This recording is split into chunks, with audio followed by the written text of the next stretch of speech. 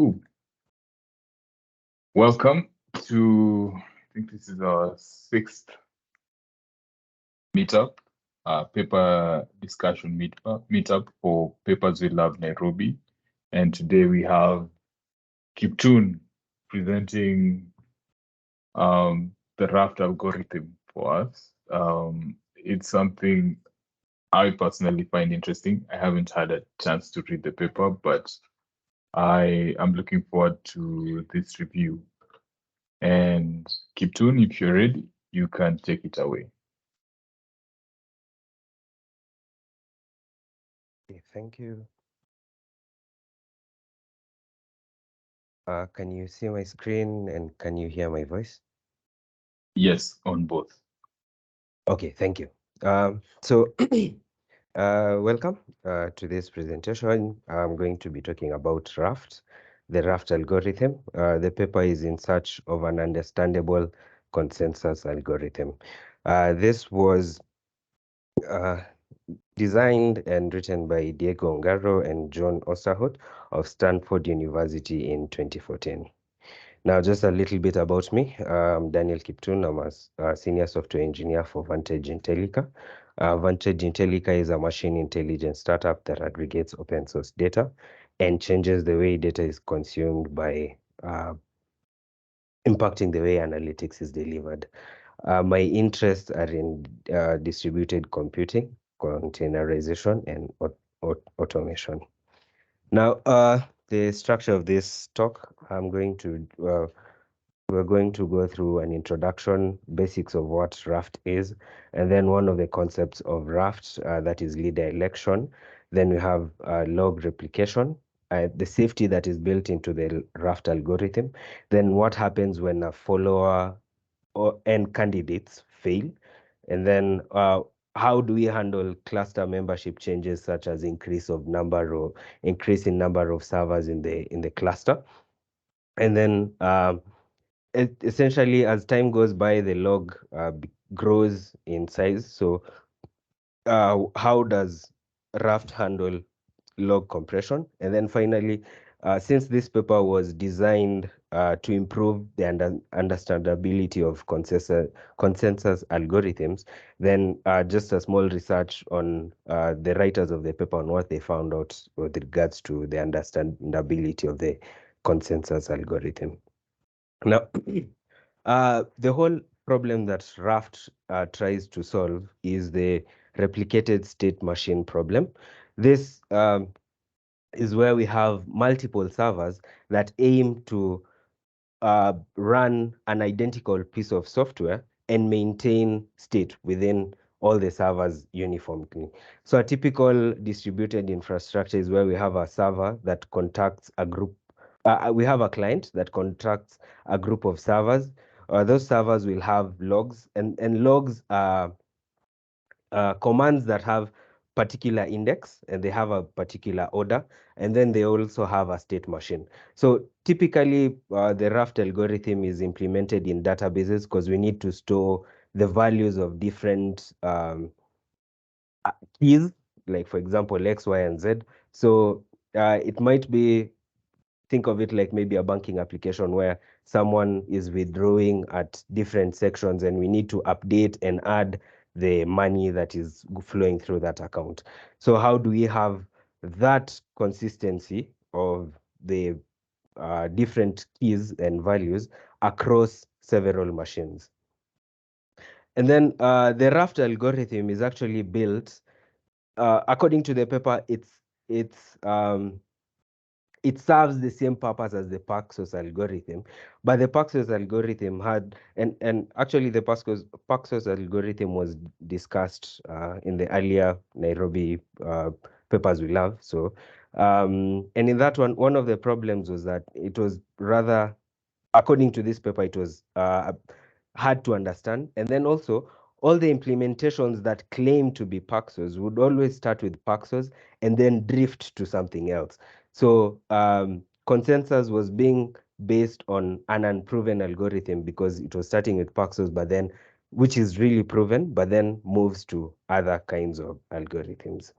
So now let's talk about Raft. So Raft in a typical cluster is about five servers that will support two failures. So if two servers go out of service within the five, we'll still have a well-functioning Raft algorithm.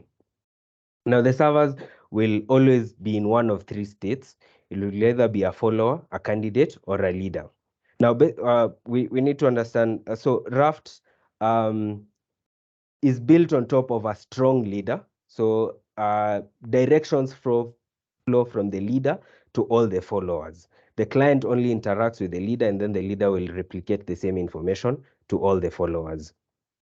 Now, to get a leader, Raft does elections, and elections are controlled by a certain timing factor. So if a follower does not get a heartbeat from the leader within a certain timeout, then it's going to become a candidate. And being a candidate, it will vote for itself and then request for votes from all the other servers in the cluster.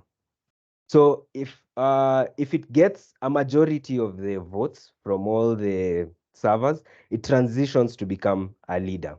In case it doesn't get a majority of the votes, but also there's no heartbeat from any other leader, then it will still remain in the candidate state and initiate another election. Now, elections are controlled by terms. Terms are simply, they usually increase. It's a number that increases as we continue. So a leader identifies itself by having a higher term than the candidate. So so if the candidate, the election times out and we don't still have a winner, it will update its term and then request for votes again. If a leader discovers or gets a heartbeat from another server with a higher term than itself, then it will step down and become a follower. But initially, as they all start up, they start up as followers and then they proceed in the same cycle. So, and whenever a leader has been chosen, it might remain there indefinitely as long as it's active. So it will always be asserting its dominance by sending a heartbeat message to all the followers. Yeah, and then Raft communicates using remote procedural calls, and we have two very important remote procedural calls, and then there's a third one which we'll discuss later. So the first one is the request vote. So when a follower transitions to a candidate, it votes for itself and then uses the request vote RPC to communicate to all the other servers in the cluster. And then once it becomes a leader, it will always send this RPC in a given time range. This will also act as the heartbeat, just to maintain dominance. So it may or may not have log entries from the client. This one. Okay, so moving on to now how it handles the election. So this is a typical cluster with 5 servers. So if all these servers had the same election timeout, which means the time in between, if it doesn't hear from a leader, it will initiate an election. So if they all have the same, then it means, and they all start at the same time, we'll have an indefinite loop of candidacy or elections because they will always be timing out at the same time. So Raft handles this by having a randomized timeout between the servers, and that's anywhere between 150 milliseconds to 300 milliseconds. This ensures that at any given time, maybe only one server will be timing out compared to the rest. Then sometimes we might have a situation where we have split votes.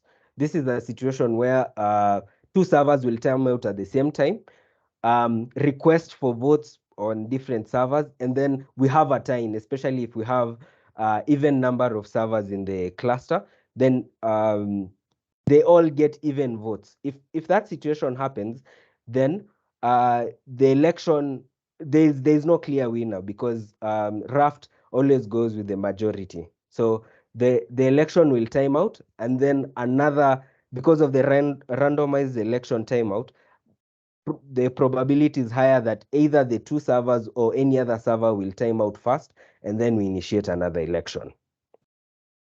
And then, so the client will always give commands to the leader, and then the commands are stored in a log, and then the logs transmitted in parallel RPCs to all the other servers in the cluster, to all the other followers.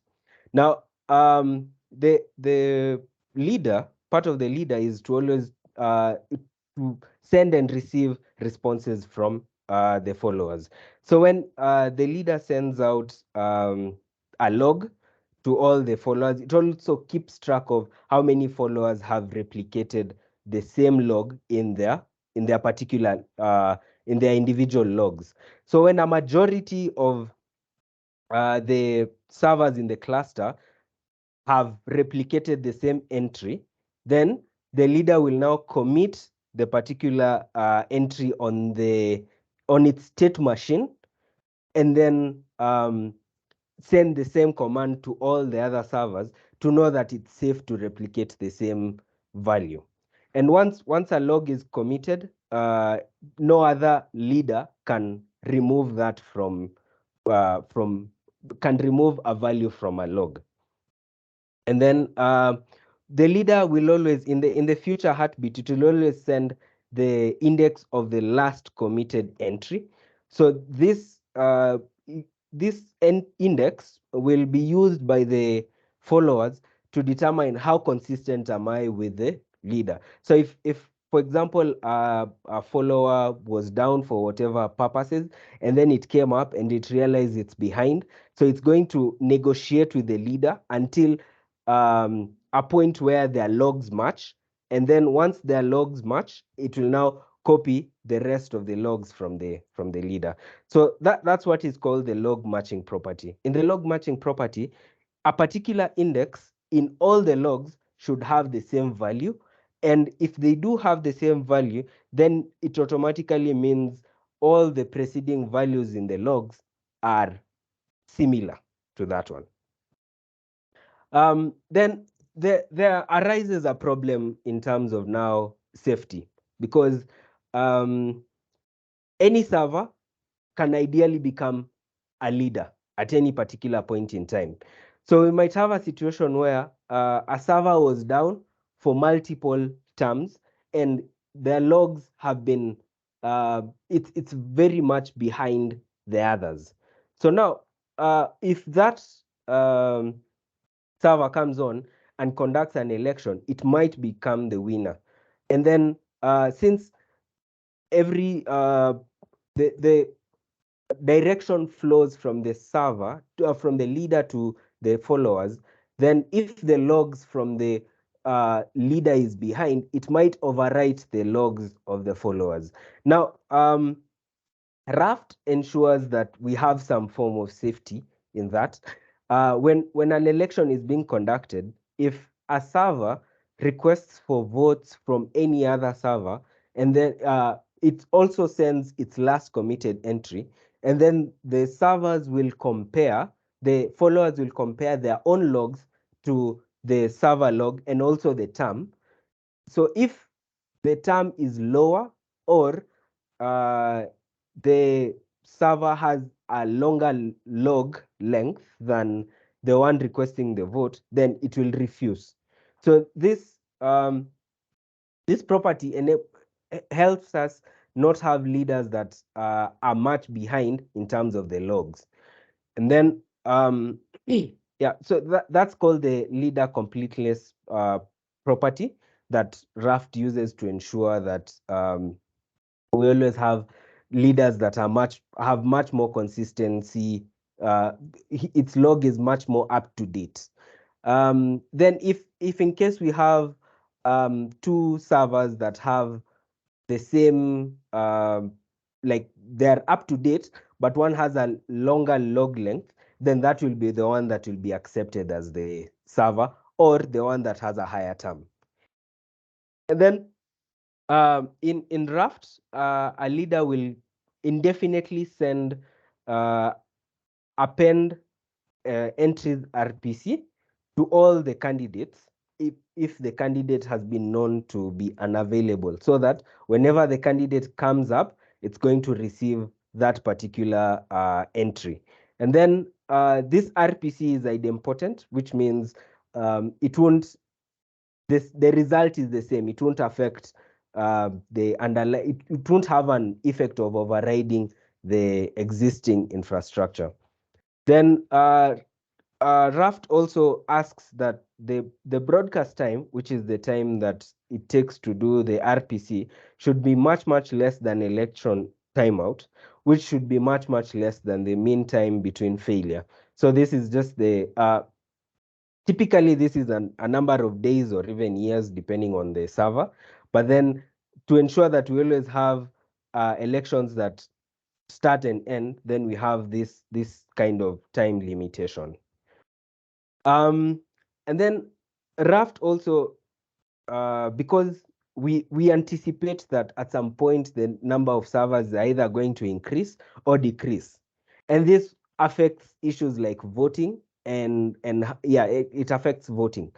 So now Raft will, whenever there is a configuration change, either an increase or a decrease in the number of servers, the same configuration change is transmitted the same way logs are being transmitted. And then any server that will get a configuration change will always apply that change, whether it's replicated to majority of the servers or not. So that's a hard cap that the Raft algorithm ensures, so that we always are working on the latest configuration. Now, whenever we have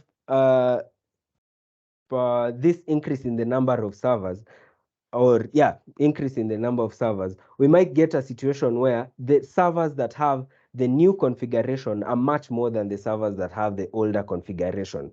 Now, that leads a problem where we might have a leader in the old configuration that may be overwritten with the new configuration.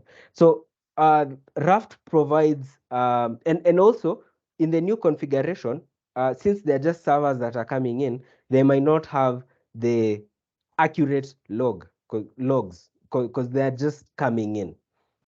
Now, Raft allows for servers to join but become non-voting members. So they just join, and this time is to allow them to either come up to par with the logs that are already there.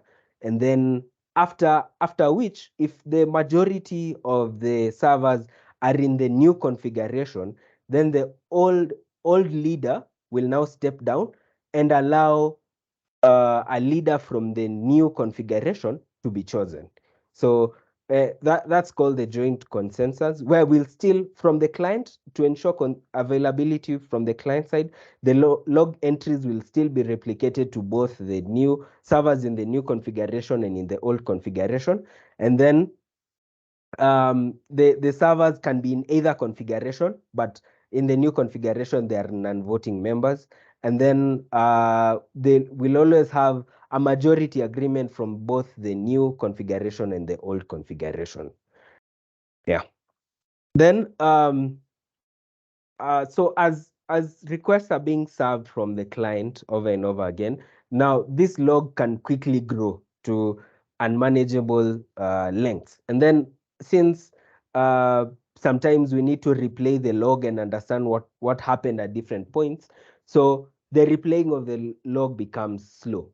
So there are different approaches to doing compaction. We have snapshotting. Snapshotting is just taking at this instance in time, this is the log as it was. We take that snapshot and then we scrap away everything from the log.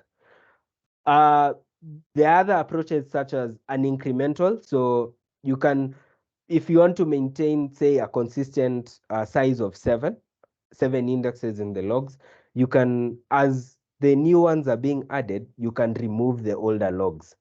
So but that creates a bit of complexity. So in the case of Raft, they decided to use snapshot, the snapshot way. So it takes a snapshot of the log at this point in time, and then it stores it on in the disk. Now this it simplifies the snapshotting or the log compaction, but we also store some metadata on the snapshot that has been stored, which means the last index, the last term, and then any configuration that was in that particular snapshot. This, especially for the leader, is efficient so that as new or slow followers come in, it can also send snapshots, and then the followers can take the particular snapshot and replicate that in their own logs. Now, another deviation slightly from their um, strong leadership is that uh, in Raft, each server, whether it's a follower, a candidate, or a leader, is allowed to take their own independent snapshot. So that's a deviation from their own strong leadership. And then those snapshots can be taken at any time. So the install snapshot RPC. This is the third RPC that I said we'd talk about. This is the third one that was added later to cater for log compaction. As one of the main aims of Raft was to ensure that the algorithm is understandable, and they did a study where they gave a few students a video, one explaining the Paxos algorithm, and then explain the Raft algorithm, and then in another subset of the students, they reversed the same, giving them the Raft first and then the Paxos, and then they gave them quizzes to gauge how much they understood the Raft algorithm. So this is one of the results that they got, and it shows that Paxos, very few people found Paxos to be easier. A majority of them found Raft to be either somewhat easier or much easier to explain. You might also ask yourself, okay, so where is Raft being used? So Raft is a fairly new algorithm. It was created in 2014, but we have Paxos, which was created in 1989. But we have all these services that are using Raft. We have Splunk, we have RabbitMQ, we have CockroachDB, TIDB. This is TinyDB. Neo4j is it's a graph algorithm. It's a graph database. We have Hazelcast. We have etcd. This is used in Kubernetes. For those who've used Kubernetes, I have MongoDB and YugaByteDB. These are the references. Now, before I take the questions, I'd just like to do a sample presentation on how the Raft algorithm occurs. So I think, yeah, it's this one. So it's just a small animation that is built. It's actually in the Raft website that can show you what happens. Okay, so the first thing we're going to handle is leader election. So this is a typical infrastructure. We have 5 servers and all have terms attached to them. And then this slider that is going out is the timing component. So whenever any of these times out, then you're going to have an election. Okay. So they time out at different times, and then I think S2 will finish the first. So once S2 finishes, it's going to send. Let me just go back a bit. So when S2 finishes, it's going to send this is a request vote RPC. It's from S2 to S1, this particular one. And then S1 will respond accordingly. So in this particular case, it has granted its vote to S2. So S2 will now become the leader. Okay, and then it will continuously send the heartbeats to assert its dominance. Okay, then the second scenario is, okay, so what happens when server S2 goes offline? So this server is currently offline. So the rest of the servers will run, the followers will run continuously. I think this will time out fast.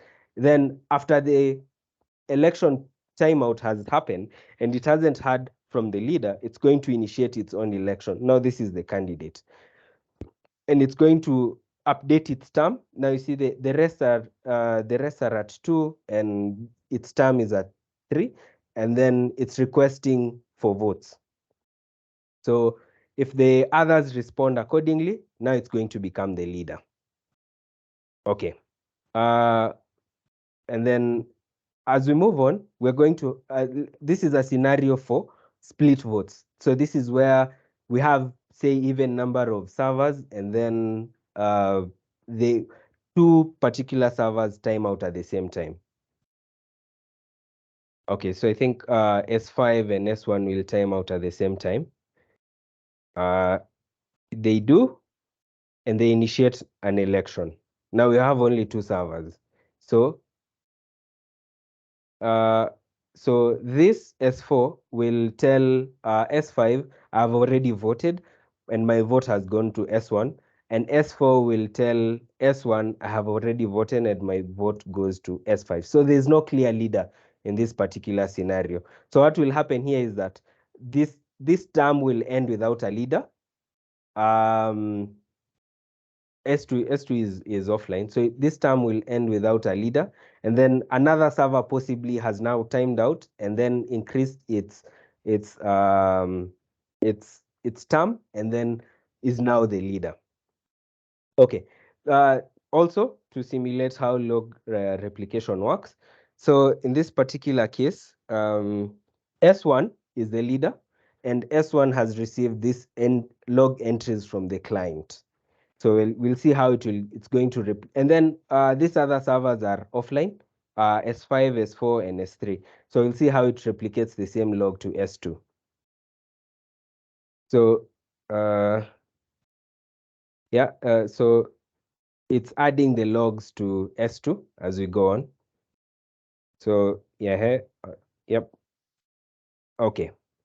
So at this point, S2 is now consistent with the leader's log. Okay, and then we introduce another server, this one, S3, and the replication happens in the same manner because this one, S2 won't care when this append entries comes in, it won't care about the entries, but this S2, since it was not, this S3, since it was not in service, it's going to add its logs. Okay, and then we look at how we repair inconsistencies. So in this case, S1 was the leader. It receives these 2 entries, but then it timed out, or no, it went offline before it could replicate the same logs to all these other servers. So now S2 is the current leader. Now S4, if you see, S4 is now trying to negotiate with S2 where the logs are consistent. This pointer shows where the logs are consistent. So it started here, they are not consistent all the way. So it's going back and going back until it will get to the beginning here. And then now it will start replicating the log as per the log in S2. Okay. So now we have a new entry on this leader, S2. It has an entry 3. And remember, the S1 had received some entries, but it was not able to replicate on a majority of the servers. So when S1 comes on board, it's going to see that its log is not consistent with the current leader. So it will find a place where their logs are both consistent, and then it will overwrite whatever was there. So there's a potential flaw in the Raft algorithm that we're going to be losing information at some time, especially if a leader failed to replicate it in a majority of the servers. Now, let's look at a bit of the safety. So in this particular case, so S2 was the current leader, and then it went offline. So we want to see whether because S5 will time out first. Remember, S5 does not have a lot of entries in its log. I want to see whether it's going to be accepted as the leader.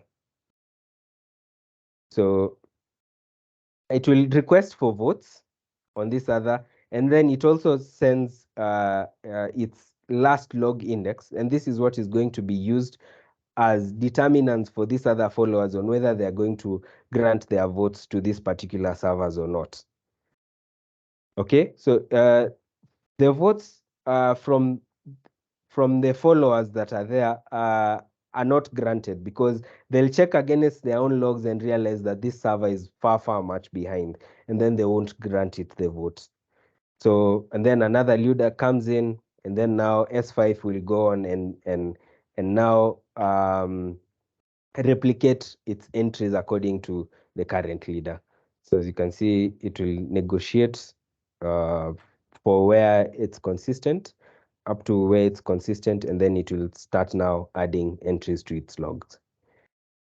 Okay, so I think that's as the presentation goes. These resources, you can get them here. This is the website that has the Raft algorithm.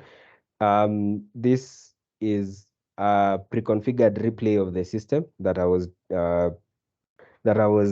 presenting, and then this is another separate implementation for the same algorithm, but it's more descriptive, so you can look at it at your own time.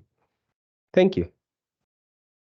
Thank you so much, Kiptoon. That was a really good presentation, and the demo at the end really cleared up a lot of questions that I had. I don't know if there are any questions from the audience, but I have two questions. Okay. Why is it called Raft? So okay, yeah, it's actually interesting because we are doing replicated logs. So if you combine multiple logs together, you can form a raft. You form a raft when you combine multiple logs. Okay. Yes. And my last question is there a size limit on the cluster? Is there like an upper end limit where it won't be it will take a lot of resources to maintain consistency in the cluster? Okay, according to the paper, theoretically, no. But I haven't gotten studies of people who tried to understand the upper limit of how many clusters can we comfortably support using this algorithm. Because if you look at the timings, it's actually 150 milliseconds and such. If given a lot of numbers, a lot of servers, we're going to have a lot of inconsistencies. So I haven't seen any studies yet that tries to prove the upper limit for the number of servers. Okay. Okay. We have someone with their hand raised. That answers my question. Nanda? Hi, Kiptoon. Thanks so much for the presentation. I'm sorry I joined late. There was some confusion about the timing. So I'm hoping that most other people won't be coming at 1. But my question is around your last slide. I don't know. So I joined. I don't know if you already talked about it. I just saw a peek of some of the stuff that you used. Your very second last one. Yeah. Okay. Did you talk about it? Yeah, I just went. This was just a few of the services that implement Raft in one way or the other in their general product. Yeah. I was interested in seeing etcd there. So awesome. I guess it was nice to know that actually it uses Raft. I didn't actually know that. So, and many others that we use MongoDB. Awesome. Good stuff. Thank you so much. Yeah, actually, you can look at there's also a description of how they are being used. If you look at Wikipedia, etcd uses Raft to manage the highly available replicated logs, and I think we have okay, it's not there. But if you look at the actual source code, you're going to see a Raft implementation for etcd. Nice, good stuff. Yeah.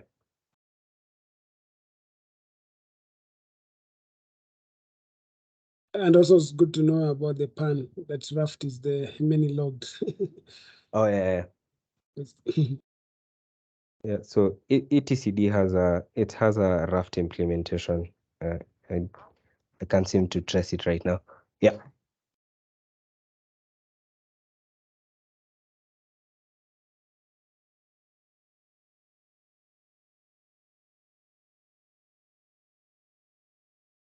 Cool. Any other questions from the audience? If not, I have another question that's come up. You mentioned that there's some changes that were made on log compaction. There was snapshotting, and then there was each server takes snapshots independently. And you mentioned something about this. This was a change that was added on later in a later version of the algorithm. Is this did I hear correctly, or? Yeah.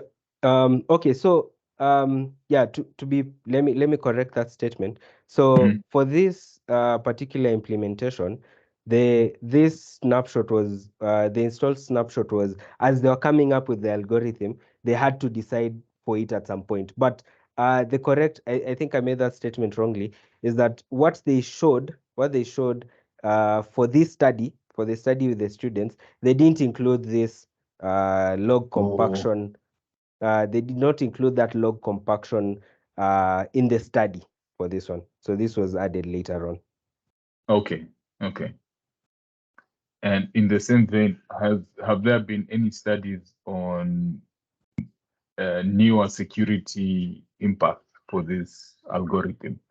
I know there was a slide on safety and how it's being addressed.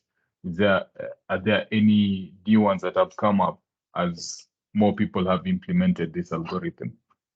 Okay, so first of all, the safety with regards to this Raft was not safety in terms of security the way we think about like servers and hacking and all that. It was more of ensuring the logs remain consistent all through. That's the safety in terms of that. But also in terms of the research into other algorithms, there are other algorithms out there, but this one specifically was built to just improve on the understandability of Raft. There's been a discussion of, there's a paper I saw where are people now settling on Raft, because Raft compared to Paxos, because they were comparing the adoption in the market and the time. And then they saw that Raft was becoming more accepted worldwide. But in terms of like actual security, I didn't do as much research into like if there's security built into this, and how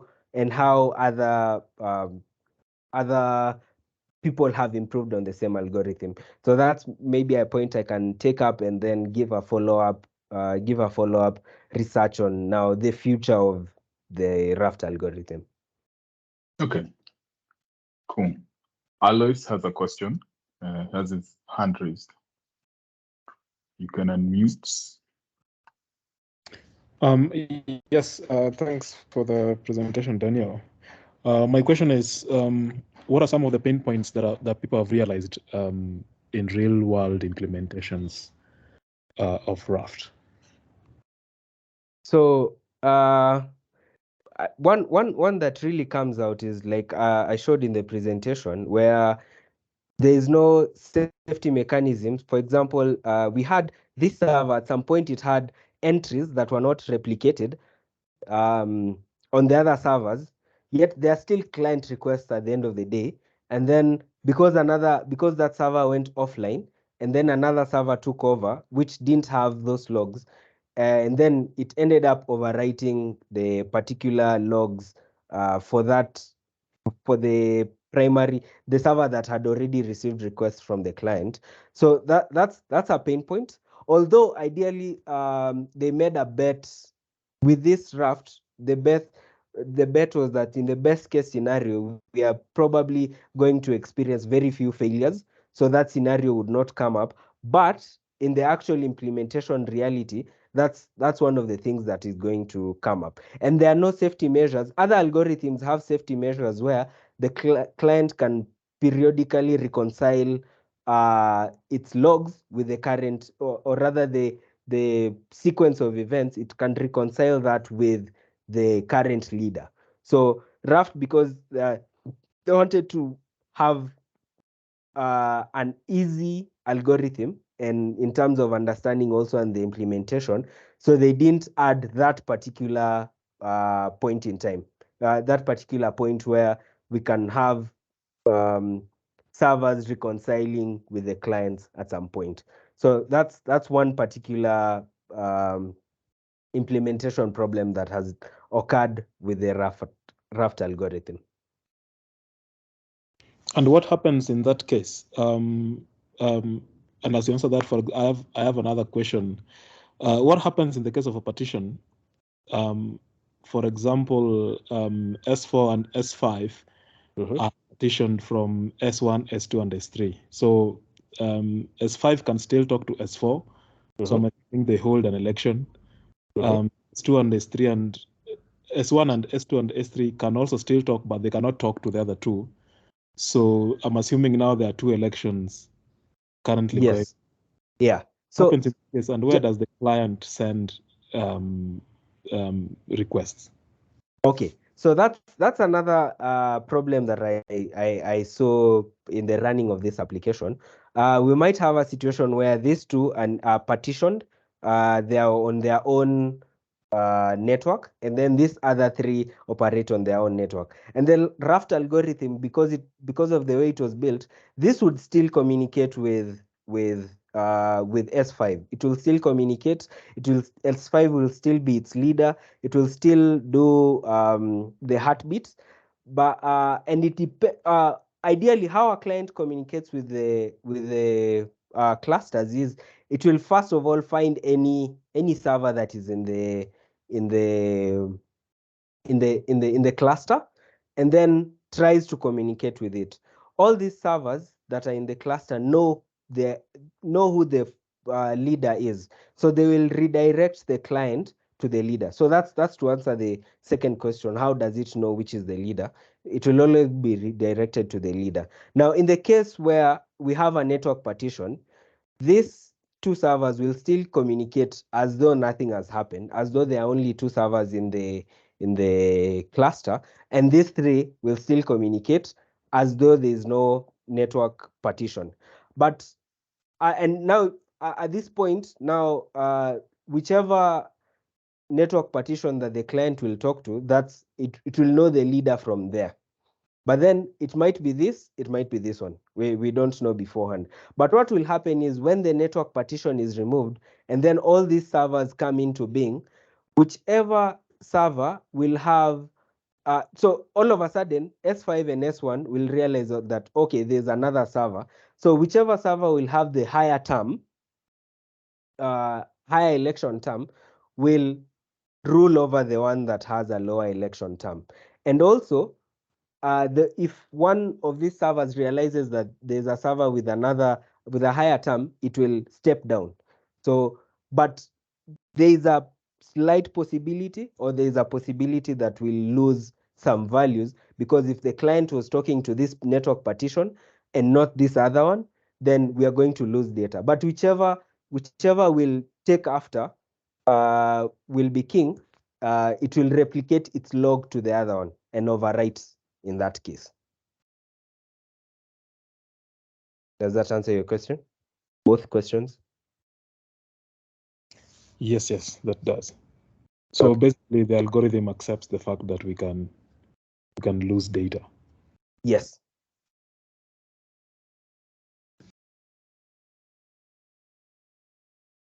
All right.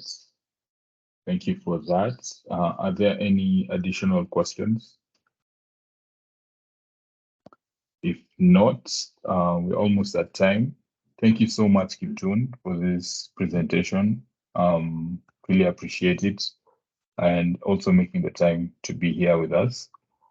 We'll reach out for the presentation slides as well. They are very, very informative.